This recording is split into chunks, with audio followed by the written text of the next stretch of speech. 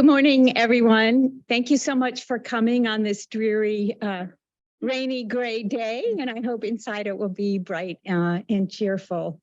I think I know everyone here, but my name is Ellen Goldring, and I'm the Executive Associate Dean here at Peabody College. And I want to thank our partners at Research Development and Support who co-sponsored with us Adam's visit. He's been spending 2 days meeting across the university around health equity, around equity and research in general, and today he's spending time at Peabody. The way we're going to carry on today's session is I'm going to make short introductions, then Adam's going to talk about the National Academy report, and then we have a wonderful panel, and I'll introduce them in a minute. So first I want to start with Adam. So Adam and I went to graduate school together, and I have learned across years just so much from Adam. And in fact, many of you who know me, I think I have this, I'm known for this sharp questioning style. And when I think back to my first year as a PhD student, Adam, I think you were 1 year ahead of me or 2. Bob Dreburn student, Adam was always in the front row, always asking very pointed, tough questions of his fellow students and his professors. And I think this has really served him well across his amazing career. So as I said, Adam earned his PhD in education from the University of Chicago. And then he went on to have a very long and distinguished career as a faculty member at the University of Wisconsin-Madison, where he held the John D. MacArthur Chair in Sociology and Education Policy Studies. During that time, he chaired the Board on Science Education for the National Academies of Science, Engineering, and Medicine, and he was also elected as a member of the American Academy of Arts and Sciences and the National Academy of Education. He served on the board of the National Board of Education Sciences twice, appointed by President Obama. What is interesting about Adam's career is his deep inquiry around inequality as a sociologist, but someone across his career who became very involved with what he now calls engaged scholarship. And really, I think, has a career where one can see that movement from deep disciplinary research, deep academic research, to then moving into applied policy and applied sociology. What's also interesting is when I came to Peabody early on in my career, Adam and I had a grant from the W.T. Grant Foundation. We studied the resegregation with Claire Smirker, the resegregation of Nashville public schools at the time of unitary status. This was around 2001 for about 6 and 7 years. And he has a wonderful article in EPA around the achievement trajectories of schools during that time of resegregation. So we're really excited to have Adam today. Our panel is, I'm going to start with Jason Grissom, my colleague from LPO. I think everybody knows Jason. He's a Patricia and Rhodes Hart Professor of Public Policy and Education, also courtesy appointment in political science here at Vanderbilt. He's the faculty director of the Tennessee Education Research Alliance, and he's also currently president, right? Not president-elect of the American Education, Finance, and Policy Society. Jason also has, of course, a long trajectory of receiving IES grants. And in fact, all the panel members do, and that's why they're here today, but also very involved in this notion of research to policy and practice in translational research. Next is our chair of psychology and human development, Bethany Riddle Johnson. She is the Anita and Antonio M. Gatto Chair in Child Development. Her research focuses on understanding how knowledge change occurs, and her specific interests are in how children learn problem-solving procedures and key concepts in mathematics. Similarly, Bethany has, over her long career, engaged a lot with IES and RES funded research. And it's nice here that we have such a different set of researchers from child development and content learning to policy. And lastly, we have Joe Webby, who's chair of the Department of Special Ed. So of course, Joe similarly, and many of his colleagues in the department have had over the years millions and millions, I'm not sure we can count, I think they win the prize, of grants and external funding from IES. So Joe's research covers children and youth with behavior disorders, observational assessment, functional assessment of aggressive behavior, and risk factors in the development of problem behavior. So Adam's going to give his talk where he's going to talk about the findings of the National Academy report on the future of education research at IES, advancing equity-oriented science. And then I will ask each of the panelists to come up and provide some reactions. Then Adam will respond as a group, and then we'll open it up for questions. So I look forward to a lively discussion, and thank you, Adam, very much.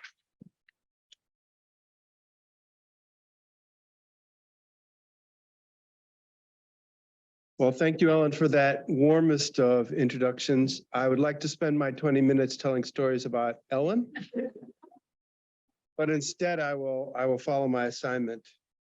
Probably most people are familiar with the National Academies of Sciences, Engineering, and Medicine. Received a charter in 1865 from President Lincoln to provide advice to the nation. Has a special allowance to have conversations in private, even though it is providing, it's kind of quasi-governmental. It's not really governmental, but it's quasi special dispensation to have conversations in private. National Academies committees are built to represent a wide range of perspectives. Sometimes the nation doesn't know it needs advice. And so the National Academies itself dreams up a topic and pursues sponsorship. But more often, the government comes to the National Academies and says, you know, we need you to assemble a group of experts to answer a question. And it's not the case that the members of the committee are unbiased. Everybody has biases. But members of the committee are open and transparent about what their preferences and interests are. And they are selected because they're people who are able to play well in the sandbox, meaning, you know, to function well in a group environment and to work through differences and reach a consensus, because this is a consensus process. So in this case, the Institute of Education Sciences in the U.S. Department of Education asked the National Academies to convene a committee to inform the National Center for Education Research and the National Center for Special Education Research on the future of education research. There were 4 elements to our charge. First, to identify critical problems or issues on which new research is needed. Second, to explain new methods or approaches for conducting research that should be encouraged and why. Third, to identify new and different types of research training investments that would benefit IES. And fourth, how best to organize the request for applications issued by the research centers to reflect those problems and issues. So that was the charge. So the National Academies asked me to chair a committee and assembled a committee consisting of people with very broad and diverse experiences in education research and education practice. 40% of the committee had experience in their past as K through 12 educators. Of course, almost all of them had experience as higher education educators. Only one person is currently employed by a school district, that's Norma Ming, but Nate Schwartz, I think, is people here are well acquainted with him as the former research director for the Tennessee State Department of Education. Laura Cohen-Vogel is a Peabody graduate, served on the committee, and distinguished scholars in special education like Sharon Vaughn and Alfredo Artiles and Nate Jones served on the committee. So a broad range of scholarship represented on this committee. So the committee had 19 recommendations. And I'm not going to go through all the recommendations one by one because this isn't the right format for that. I do encourage you to read the report, which is online. You can read a summary of the report and get a sense quickly of the 19 recommendations. I've also passed out as many copies of the handout of the highlights that I brought, which again summarizes rather than goes through them one by one. But there are two central thrusts of these 19 recommendations. The first is that IES should center equity in the focus of research supported by IES and the way research grants and training opportunities are allocated. And second, that research supported by IES should be grounded in the needs and experiences of learners, educators, and communities. So of the 19 recommendations, 18 of them come out of these two claims. The 19th recommendation is a recommendation not to IES, but to the US Congress to revisit the budget of IES because it's not large enough to allow for the recommendations that we have presented, let alone to fund sufficient high quality education research to meet the needs of the nation. And you can see this if you compare the IES budget, which is about $400 million in total, only about $200 million of which is available for research, compared to NSF, Education Human Resources Directorate, which is much larger, about more than twice as large, and the NICHD budget, which is $1.2 billion. So IES's budget is paltry compared to those. So that was the one recommendation to Congress that's not one of these two. All the other 18 recommendations come out of these two central themes.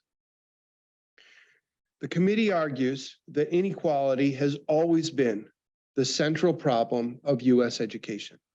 And how much more so is that the case today, exacerbated by the COVID-19 pandemic? We've seen both in learning and in social emotional outcomes, dramatic increases in inequality, not only a matter of unfinished learning and challenges to mental health, but unequal challenges through the pandemic.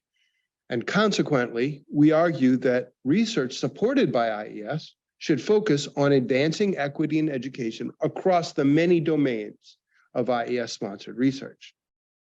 We did recommend that new topics should include civil rights topics, such as school discipline, school segregation, violence prevention, which are not now called out. It's not that you could, it's not that it's impossible to propose research on these topics, but they're not called out in the current IES specification. Indeed, identifying new topics, which was part of the first charge, was a challenging task for us because almost anything in education research could be pursued for proposed for research supported by IES, but there are many topics that are rarely pursued because of the configuration of project types or goals and certain priorities in the IES grant competition. So civil rights topics is one that we argue in keeping with this need to focus IES supported research on equity that should be called out. We also argue that special education research should focus on access and inclusion and give greater attention to low incidence populations, such as blindness and other incidences that are difficult to study with the kind of causal designs that are common in IES due to their low frequency. But it's not only about what research gets funded. It's not only about the topic of research that gets funded. It's also about the way IES does its business that should center equity. IES should be transparent about who applies for grants, who receives grants, who serves on review panels, and who applies for and receives training. If you happen to see the recent paper that came out about the National Science Foundation, you know that a researcher obtained 1 million NSF proposals and analyzed the racial and ethnic representation in those proposals and came out with a pretty shocking report about underrepresentation of demographic groups in NSF. Well, we can't do this for IES because the data are not available, or at least they were not made available to the committee. Unlike other funders such as NIH and NSF, IES reports almost no data on the racial, ethnic, disciplinary, or institutional background of applicants, grantees, reviewers, and trainees.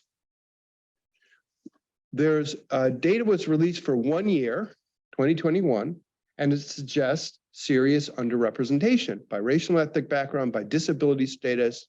So this certainly warrants future close monitoring.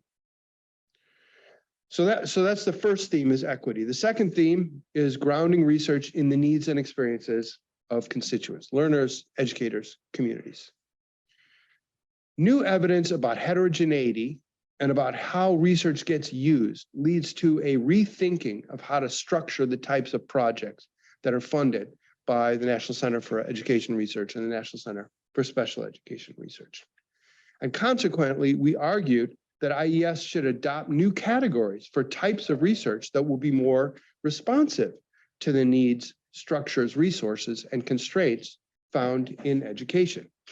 You're probably familiar, or those familiar with IES are surely familiar of what has been called the goal structure of IES, now called project types: exploration, development, efficacy, effectiveness, and measurement. So our committee, after reviewing the growth of research literature over the past 2 decades, especially about heterogeneity in the effects of treatments across individuals and across contexts, and especially research on how evidence from research gets used, has argued that this goal structure should be rethought.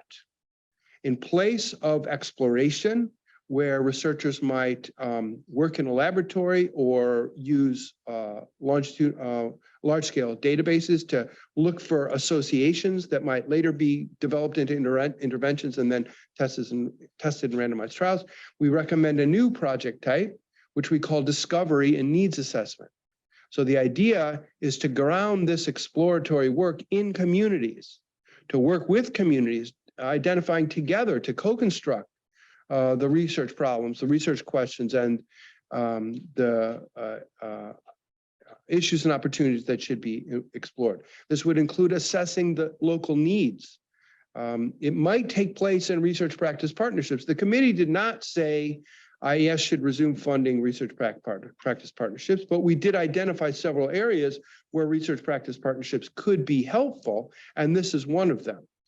Because one of the great things about a research practice partnership, which you here at Peabody know very well, is that it facilitates the co-construction of research. And we know from research on the use of research evidence, on research on knowledge utilization, that when the research problem is co-constructed, there's a much greater chance that the findings from research will be used, obviously, because you have a built-in audience, a built-in receptor for those research findings. So that is the first new project type that we recommend. The second is development and adaptation. So development has always been one of the goals/project types of IES, but we argue for building in an expectation of adaptation.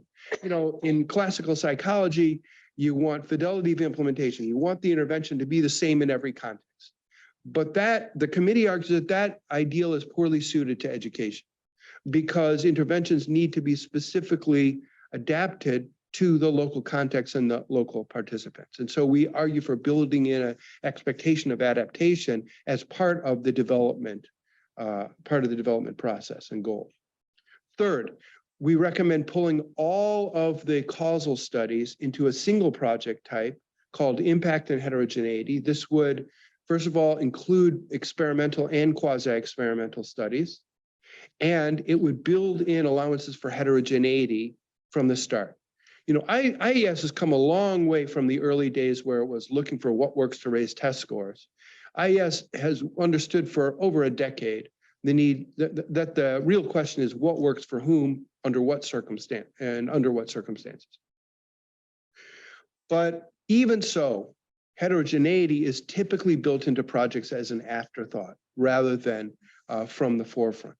And Beth Tipton, a member of our committee, has done remarkable work in explaining this and developing this from a statistical standpoint about ways to build in for heterogeneity from the outset of research endeavors, rather than saying, okay, we're going to focus on the main effects, and at the end, we'll look for some interactions. So that's the third project type. The fourth project type is a brand new project type called knowledge mobilization. And here the idea is for IES to continue It's already strides IES has made through 2 national centers on knowledge utilization to continue this contributions to the field of endeavor on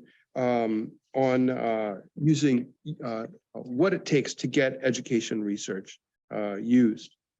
And finally, the last goal, measurement, is the one that is retained unchanged from the existing structure. Now, to unpack the knowledge mobilization recommendation a little bit further, in the committee's conception, this entails 3 activities. First, synthesizing bodies of evidence. So rather than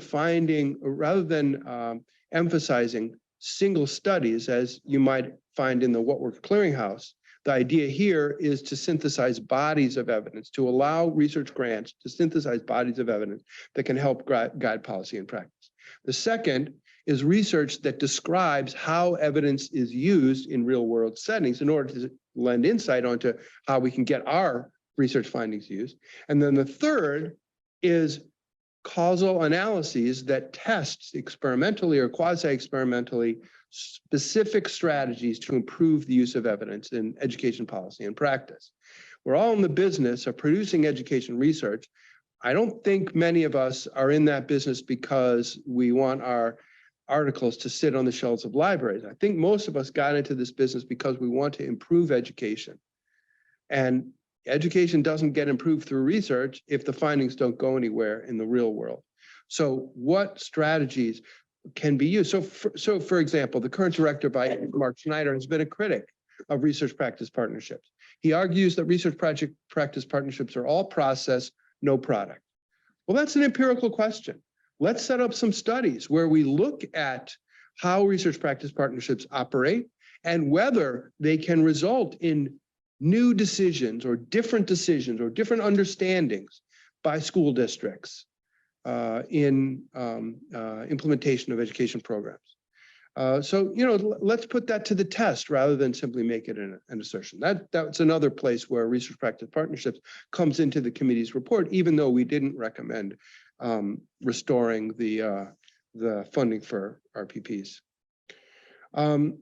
This recommendation for knowledge mobilization also unpacks, or rather broadens the questions that are asked. IES, when it was created in 2002, was created to answer a pretty narrow question: what works in education, mostly and ultimately to raise test scores, although not exclusively. It has broadened over time, as I already mentioned, to focus on what works for whom and under what circumstances, and to include social and emotional outcomes as well as test scores. But this recommendation broadens the questions to be asked. What do communities need? What assets do they bring to the table? What are the mechanisms involved? And why might treatment effects vary? So the committee is recommending a broadening of the questions that can be supported with funds from the National Center for Education Research and National Center for Special Education Research. In turn, then, this broadens the methods to be used. For example, it would allow outcomes beyond the student level. Right now, IES gives strong preference to designs that have student outcomes as the main outcome of interest. This would broaden that, and also expanding the choice of research design to include qualitative and mixed methods research when they are called for by the questions that are required. So this is not some whole scale, let's abandon the fantastic contributions of IES to elevating the rigor of studies that make causal claims. It is not a sea change by any means. If you read the report, you will see us emphasizing over and over again the value of IES's contributions to research designs that answer causal questions. This is in no way turning away from that, but it is saying that some questions need to be asked that are not included in this causal framework, and those will demand other kinds of methods. And correspondingly, we recommend a methods competition for improving the rigor of qualitative and mixed methods research in education. So again, this is not a call. Some people have seen this headline and said, oh, they're recommending studies that use qualitative and mixed methods. That's not what we're recommending. This is about a methods panel. So right now you can propose a research grant that studies quantitative methods. For example, how to improve multi-method, how to improve a multi-level model, for example, or cluster randomized designs. How can we improve power calculations? So this is about improving the methods used for qualitative and mixed methods research. So finally, there was this enabling recommendation to Congress, which I forgot I had it at the end of the slides instead of the beginning. But anyway, so I mentioned that as well.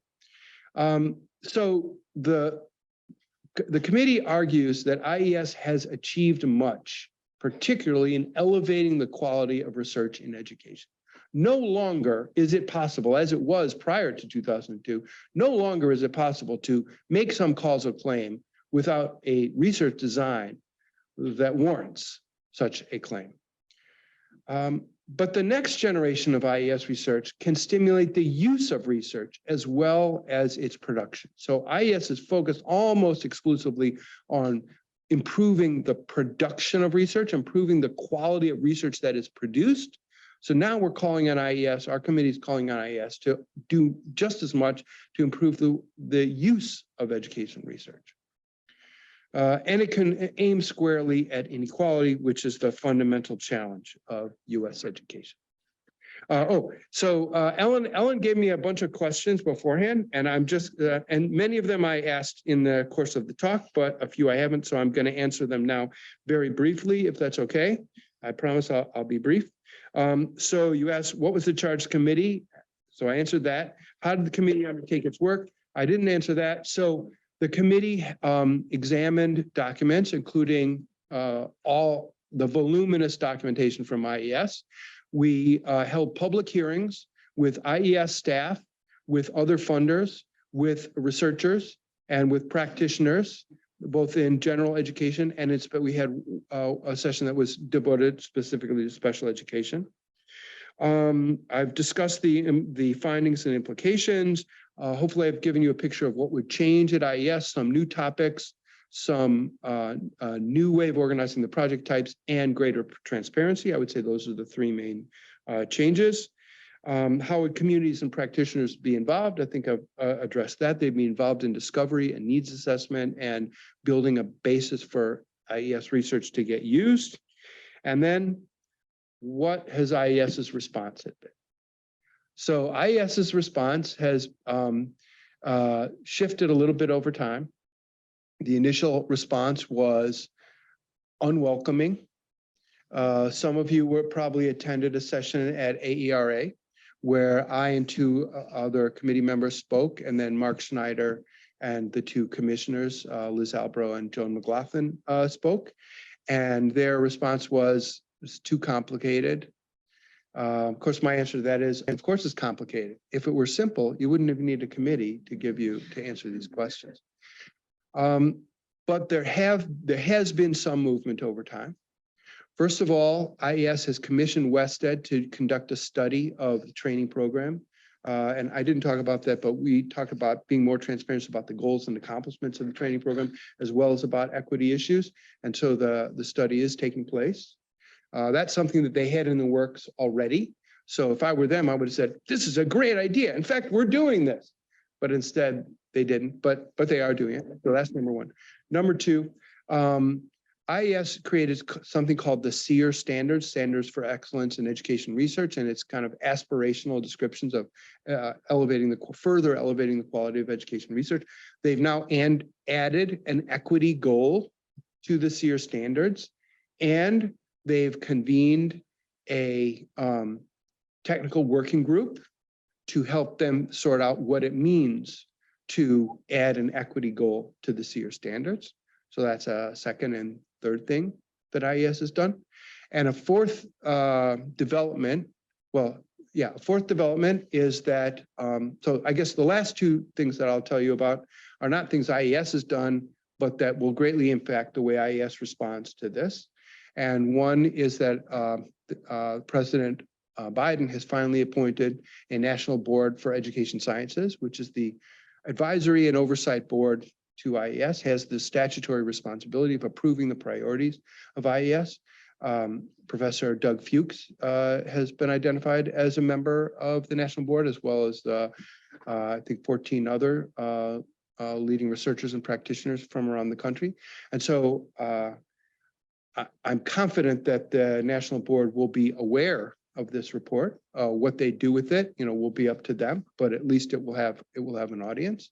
And the last thing I can tell you about is that the U.S. Congress has taken note of this. I've given 4 briefings to congressional staff, one of which was earlier this week. Only the first one was a result of outreach from the national academies. The other 3 were they reached out to me to ask for a briefing. And in the budget passed by the Senate Appropriations Committee, now, again, this is passed out of a committee, not been passed by the Senate, let alone by the House or signed into law. And who knows if it's going to happen in the current Congress before January. But in this budget are 3 explanatory statements referencing the 3 National Academies reports, one on NAEP, one on NCES, and this one on IES research. And the statement about our report says, we, Congress, are aware that IES commissioned a report from the National Academies. IES shall provide a timeline for implementing, and then identified certain key recommendations, the ones having to do with topics, with project types, and with transparency. So at least this has gotten the attention of IES, undoubtedly. And whether IES will actually be mandated to do depends on whether this explanatory statement remains in the budget bill when it ultimately gets passed, because there will be a budget at some point. So anyway, that's my answer to your questions, Ellen. If the panelists can please come up.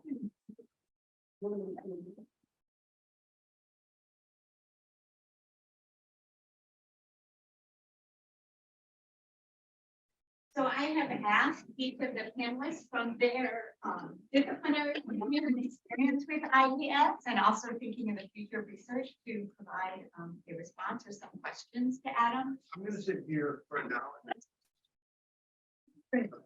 And while they're talking, I hope you'll also be thinking about your questions. And I'm going to start actually with Joe, our special education.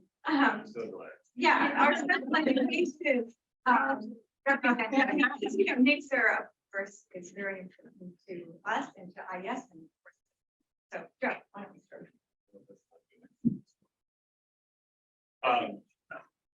Appreciate your comments and the work of the national. Can everyone hear? To talk about this, I'll talk about it. I teach in this class all the time. And the part that actually resonated with me was the emphasis on the report about looking at the levers of mechanisms of change. And so when I think about discharge of what works for whom under what conditions, I think as a field we kind of think about for whom, maybe not so much about the conditions.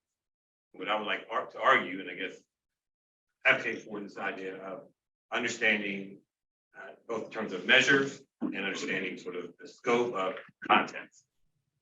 For us that do school-based research,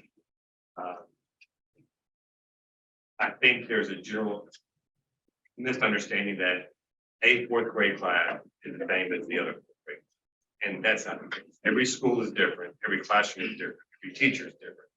Understanding how we actually measure those sort of levers, I think is an important process for understanding what's going to work under these conditions. And so when I think about the work, I mean, an example is I'm in middle schools now, and every middle school I go to is different. And when I walk to talk to the teachers, every classroom is different. So we don't have good measures about classrooms. And honestly, if you look at sort of how research is reported, very few research reports provide detailed information about content, other than this is an educational level of the teacher, this is the classroom, and those sort of things. So I would argue that we need to have a stronger emphasis on understanding heterogeneity of context. The second point that I sort of took away from this report is, and I appreciated this, sort of expanding the role of outcomes. And for me particularly, I think it's the role of understanding how interventions change the behavior and the crisis of the teacher.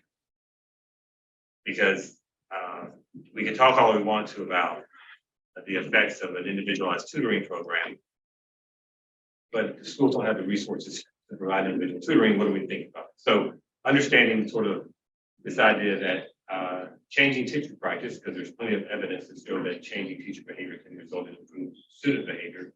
So really broadening sort of the measurement outcome for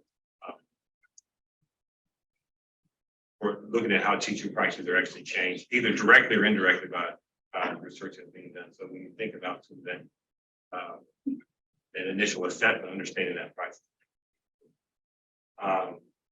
Another point you highlighted under the special education research is this notion about low incidence population. And I think from a standpoint, even in our field, the term low incidence relates to what you described. Special populations, kids with the most significant cognitive disabilities, kids with low vision, hearing impairments, those sorts of things.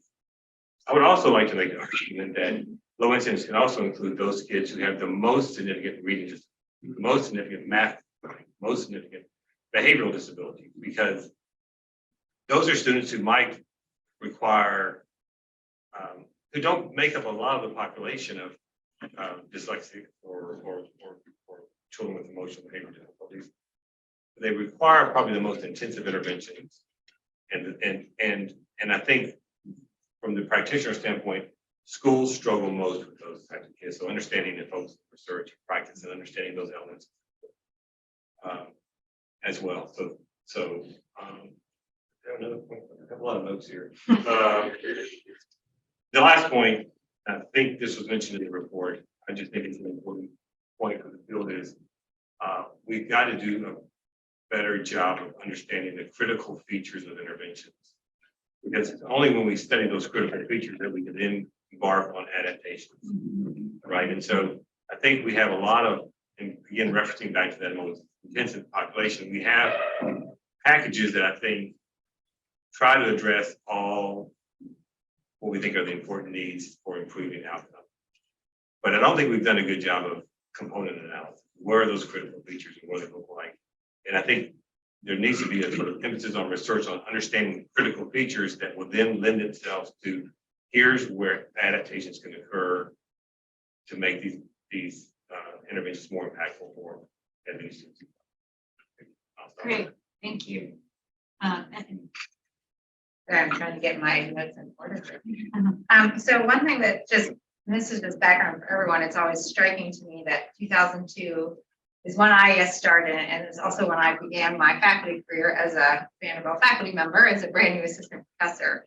And I really see the kind of perspective of IES and kind of my own research trajectory, in part because I was trained as a developmental psychologist studying kids' math learning. So this new IES funding was very well aligned to what I had been trained to do. But they wanted experimentalists, IES partially was trying to lure cognitive developmental folks like myself to do research in classrooms. And that worked really well for me. But then, we quickly went from our researcher running the classroom experimental study to a randomized control trial, which failed miserably with super low uptake.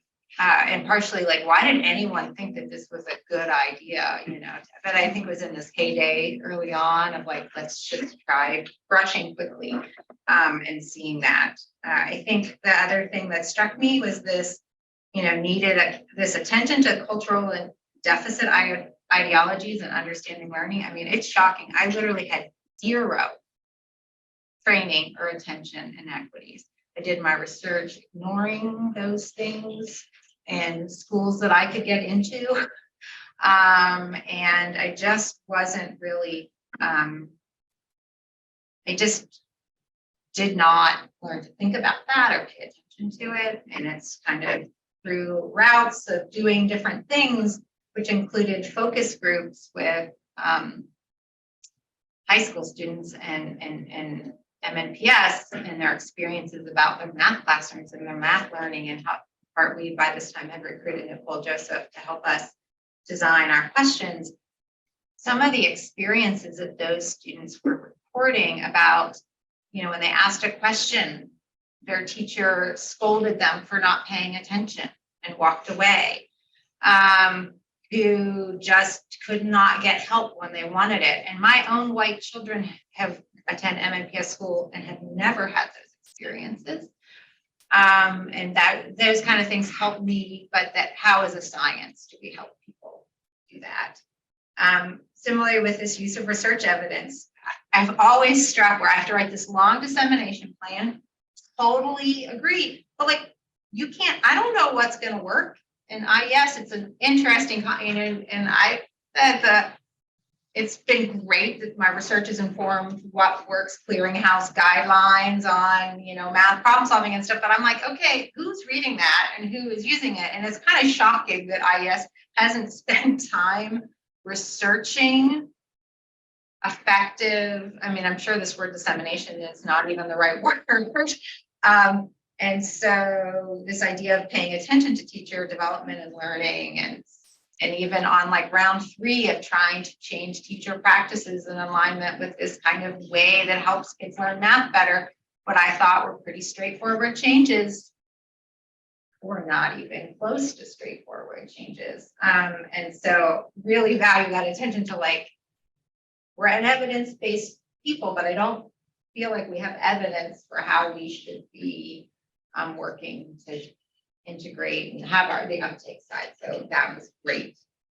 I also think about this emphasis on qualitative and mixed methods, which again, I got 0 training in, and I still really don't know how to do these things. But actually, Nicole, Joseph, and I have been talking about, you know, this idea. I want all the tools to answer my question. Why would I want to be limited to a particular set of tools? And I am working, and I'm, you know, you're fortunate when you're in a place at like Peabody, where I have colleagues who I can reach out and they can learn and help me figure these spaces out. But that we're doing that as a field seems so important. And then I just this thought, and I'm pretty sure it came up around thinking about collaborative research grant proposals was in the report as well. But I mean, my general thing is like this, these issues are way too complex for any, don't care how awesome you are, for any one person's expertise. So just that need to be working with people in different disciplines with different trainings to make that work happen. And for me, for my whole career, collaborated with a person in math education and a math forum and current math teacher, and then also reaching out. So I think those collaboration things really struck me as critical. So partially, I felt like the report was reflecting my own journey over 20 years. Thank you. Jason. Yeah, I'll be brief. A lot of what I was going to say, Joe and touched on, but first. I really appreciate the some elements of what you all did. You know, the sort of recentering of IES's work on equity, I think, is really important. That's where the field is going. IES has really lagged. And I think that any moves that you can get to help IES sort of think more along their terms and their, you know, design and their structures and processes, I think is really important. As is this point Joe brought up about broadening what the outcome measures are. I mean, everything we do in education is not about 4th grade math and reading scores, and yet IES makes that a requirement of every proposal that you submit that has to have this, you know, sort of student level achievement attached, and I think that's often not productive. So I really like those points. I had a few questions. I was reviewing. I paid a lot of attention to the report when it came out. I was really interested in it, in part because, you know, a lot of my career has been funded by IES, and I've been involved with IES merit review a bunch of times. And I was really, you know, even that said, I've also thought that a lot of what IES does is not quite right. It's not advanced the field quite the right way. And so I was really interested in what you all put together. And I was reviewing it again, you know, yesterday and this morning, thinking about, raised a couple of questions for me. One of which you covered already. You sort of spoke about it, but but they're different a little bit from what we've talked about. One of those is a little bit procedural and structural, and this question of how we can make IES more nimble and faster. I mean, you all recommended having 2 competitions a year. That only gets to part of the problem. The review process just takes way too long. By the time you write a proposal, you've like partnered with Metro Nashville Public Schools. And Tina Stenson is sitting right here. So I work with Tina and we come up, we put together a proposal, we put it in, and it is next year before you get some response. And Tina has moved on. It's funded the first time, now you put it back in, and then it goes for another year. And really, if you want to do practice engaged research, people, school districts or schools need the work now. They don't need it in 2 years. And their interests have moved, and then districts are fast moving. And so that one is one that I've just thought about a lot. How do you get more capacity at IES so they can turn things around more quickly? Do we need to revisit the panel structure? I really enjoyed being on Mayor Review. It's like a great, for those of you who don't like graduate students and stuff, when you submit something, it goes to this like technical review panel, and you sit in a big room, or you used to. I don't know how it is. It changed a little with COVID, but you sit in this big room with a bunch of other faculty, for the most part, other researchers, and you read it really closely, you talk about it, you score it, you spend like 45 minutes on each one of the proposals, and it's really intensive, and it's really stimulating, and I've actually gotten a lot professionally out of it, but maybe it just doesn't work. Like maybe that model of having 15 people sit in a room to go through 20 proposals is not the right one. Maybe we just need some different review process that allows it to move a little bit more quickly.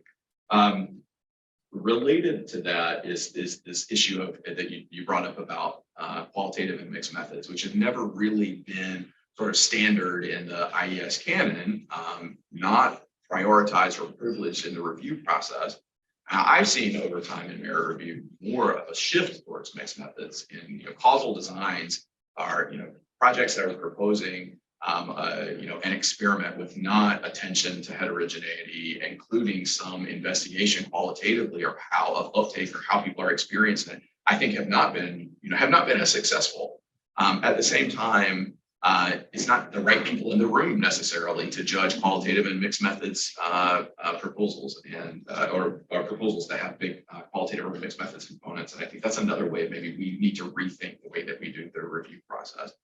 And the last thing that was a question for me is I was, and you did touch on this in the presentation, I thought it was a huge mistake for IES to kill the research practice partnerships competition a few years ago. Now, obviously, I say that because I helped run a research practice partnership. But research practice partnerships are different from standard research approaches in some fundamental ways. And one of the really fundamental ones is they need infrastructure funding. And that isn't really easily part of the standard research grant proposal system. And there was in the RPP competition. And I like the way that you talked about it, is thinking about, well, RPPs could be an approach to some of these other topics. And I thought that was, I think that maybe gets us part of the way there. But I was a little interested in how you all thought about the role of RPPs and how RPPs can be built in a little more, given a little more emphasis, given what you said about knowledge utilization, the evidence about that being a really great strategy for seeing that research results get taken up in practice. Yeah. So I'm going to make a procedural change if it's okay, just because I'm mindful of time, and I want to make sure that others have questions, have a chance, and then maybe you can respond holistically. I know that's hard, but you're good enough.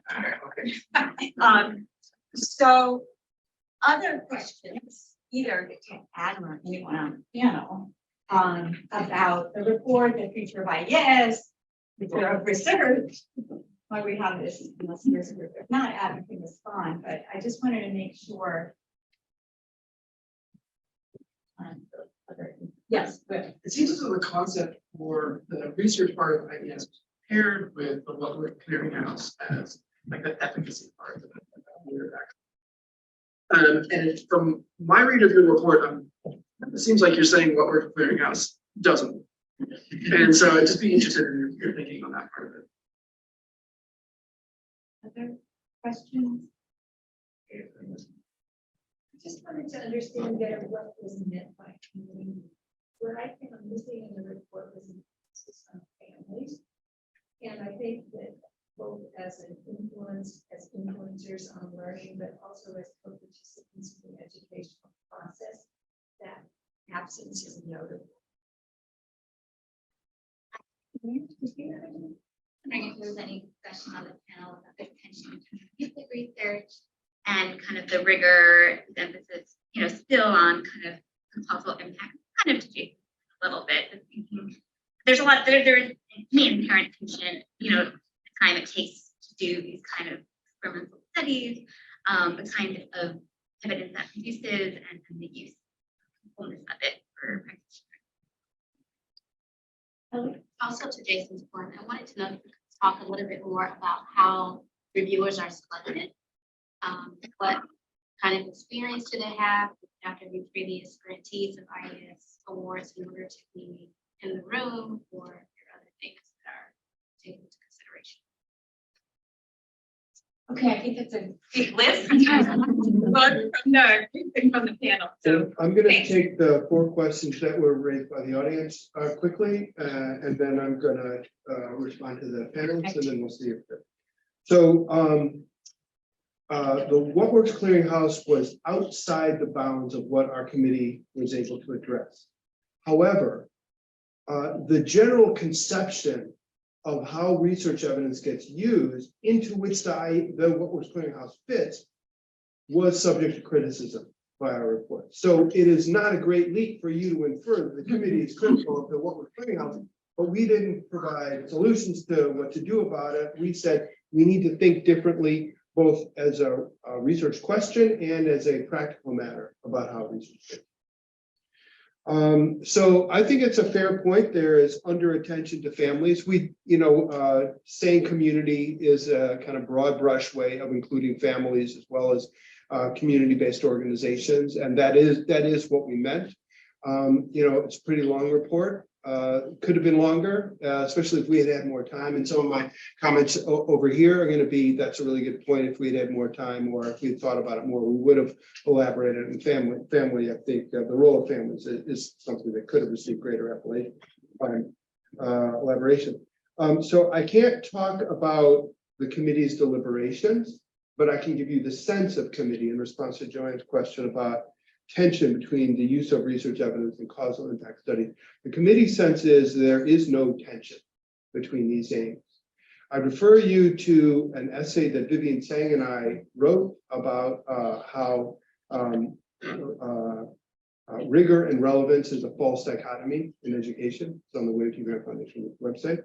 From the committee standpoint, this is a matter of what is the question you want to answer. So school districts often have very descriptive questions. And in the needs analysis and discovery project type, if IES were to adopt it, that would be a place to ask those questions. For example, where are the needs located within this school district? That's a really important question with high impact potential, and it needs to be done rigorously. Rigor is not a code word for experimental designs. Rigor means that research designs and research questions are aligned and that the interpretation are warranted by the design. So the sense of the committee is that there is not a tension there. That's a matter of asking questions that matter and then designing research that is called for by those questions. And then finally, great questions about how reviewers are selected. There's not a lot of transparency about that. It is not the case that you need to be an IES grantee to be a reviewer. We don't know about representativeness. We don't know about institutional cuts. We don't know about discipline. We don't know anything about who the reviewers are because IES does not reveal those data, even though some other federal agencies do. So, full answer to that question is not available to the committee. Thank you to the panel for your great, excellent comments. Joe, I felt that you were really elaborating on the sense of the committee on the points that you raised. You gave exactly the reasons I didn't have time for in my remarks, but exactly the reasons why we need to look at mechanism and for why we need to measure. We need better measures of context, and there's some explicit language in the report, part of one of the recommendations about that. And it's so great to hear this in special education as well as in other areas of education because. I think we could have done a better job in the report of saying, and this applies in special education as well as general education. Could have done a better job of saying that, but that's what we meant. Anywhere where we didn't say this is especially for special education, we meant it applies across the board, and that absolutely true of your topic. So thank you for your elaboration of what should be meant by low incidence population. And I think one revision I would make to the report if we had more time and, you know, another round of reviews would be to elaborate on that, because I think there's only one sentence explaining what we mean by low incidence populations. And, you know, someone coming from outside the field of special education, I didn't even know the term, let alone what that meant. So I wish we had said more about it, and 100% agree with you when you say that. And likewise, understanding, I think there is language about understanding the critical features of interventions, but I certainly embrace your point about if we're going to prepare for adaptations, we need to know what the critical features of interventions are. That, very well taken. Bethany, your comment at the end about how the report reflects your own journey over 20 years, I think is true for many of the committee members. It is certainly true for myself. You know, I was already more than halfway into my career when IES was founded, but it dramatically influenced what I do in the same way that it influenced you at a different stage of your career. I attended a training actually offered by the William T. Grant Foundation, but subsequently picked up by IES on how to analyze data from cluster randomized trials. Found out that I'd been doing a lot of things wrong, subsequently did things right. And it was very, very influential. I competed for and won an IES pre-doctoral training program in Wisconsin, which is still going on. And so it was very influential, but over time came to some of the same realizations that you expressed, need for a greater focus on cultural context and equity. The rush to, I love your term, the rush to experiments did not succeed. You know, experienced the same thing myself. One comment I would make on your comments is, you know, you recognize that term dissemination might not capture what we need. So the committee's view is that this is not about dissemination, it's about engagement. Because it turns out that, you know, IES in 2002 had the idea that research evidence doesn't get used because it's lousy research. And if we just improve the quality of research, then naturally the practitioners and policymakers would gravitate to it. And that turns out to have been a false hope, because research evidence getting used depends more on the quality of relationships between producers and consumers of evidence than it does on the quality of the evidence itself. And so I would recommend the term engagement. I love the way you said, I want all the tools, you know, and that's exactly right. And this jumps over to Jason's comments as well about the value of qualitative mixed methods. And I do agree with you about a greater emphasis or a greater openness to qualitative and mixed methods over time in IES. And so Jason, you raised, in addition to some points that resonated with you, you raised some challenging questions. How can we make IES more nimble and work faster is a big challenge. It's a challenge for all government and scientific funding agencies. You know, you could imagine a more nimble approach if IES had adopted the NSF approach instead of the NIH approach. Because at NSF, the program officers, the same program officers that monitor research are also the ones who make decisions about what gets funded, or at least bring reviewed proposals to a higher level. Most NSF proposals in education and human resources don't go to a panel. They get reviewed, they get scored in qualitative, right? Poor, fair, good, very good, excellent. And then there's a program officer who decides, I'm gonna, you know, move this one up to the next level. I'm not gonna move that one. So they have tremendous discretion. It's possible to be quicker when you have a lot of discretion. But IES chose the NIH model, which is a wall of separation between the program officers who monitor the grants and those who run the scientific review process. And that is a more cumbersome, but a more independent process. We recommended two things in the report to try to improve on this. One is the one you mentioned about having 2 panels per year. And that's one of the things that takes more money to do, you know, because you got to mount another review process. The other one, though, is to stop requiring letters of commitment from school district at the time of application, but rather to do this as a just in time. And that recommendation came out of this, exactly the concerns that you described, Jason, in your comments. So that the applicant would have to describe a plan for engaging with school districts, but ultimately getting the agreement of the school district wouldn't come till later. You know, we have people like Nate Schwartz and Norma Me on the committee who have a lot of experience from the school district or state agency side. And this was a strongly held belief for which there was full agreement on the committee. So I don't really have an answer. You know, I think we took baby steps, which would be costly. I don't have a good answer for you. I'm not sure there is a good answer. You know, the peer review system is a terrible system, except the only thing worse is everything else. So basically, that's my. Now I'm giving you my opinion. The committee didn't address that. And then with respect to the RPP competition. So I appreciate that research practice partnerships need core infrastructure funding. My stance on that is that for the most part, infrastructure fund should be supported by local philanthropy, and then the research practice partnerships should compete along with everybody else for grants to do specific projects. That's my basic stance. So we support the Research Alliance for New York City Schools. We integrate funders, and I think there are philanthropic supports for or university supports for research practice partnerships here. But that, you know, that's kind of my stance. From the committee, I would say was very sensitive to criticisms of our RPPs and to the director's justification for ending the RPP funding stream, and tried to take a balanced approach in which we described his critique in the report and described the response of many people to that critique, and ultimately settled on referencing many places where RPPs could be helpful, or, you know, would give advantages to applicants, or would be the subject of empirical study themselves, but would not be, you know, not core infrastructure funding. So that's how we came down. I don't know that it was the only way we could have come down, and but that you know, it wasn't an easy question, and that's where we came down. I don't really have a satisfying answer for you right now, but that's hard.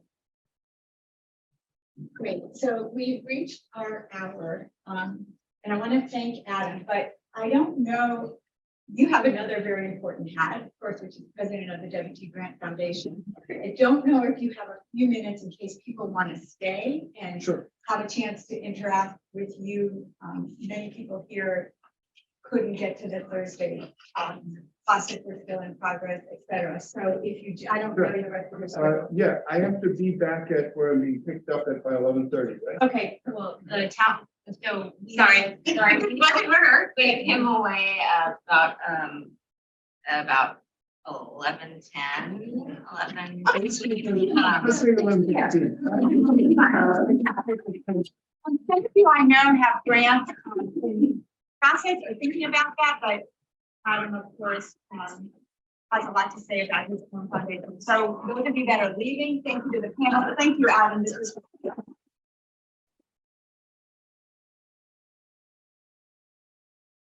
and anyone who wants to speak, just kind of move down, and this is a great opportunity to look at Anyways, we're gonna sit here.